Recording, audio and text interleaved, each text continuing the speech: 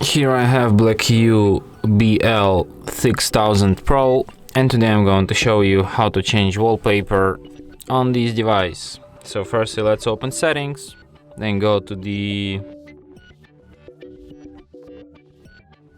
personalization section, and then go to the My Wallpaper. You can select one of these pre-installed default wallpapers. You can also just go to by tapping on this icon, you can open gallery and select any other wallpaper which you can download from the internet or just take a picture with your camera. So here you have to select a picture, here you can adjust it and then tap application.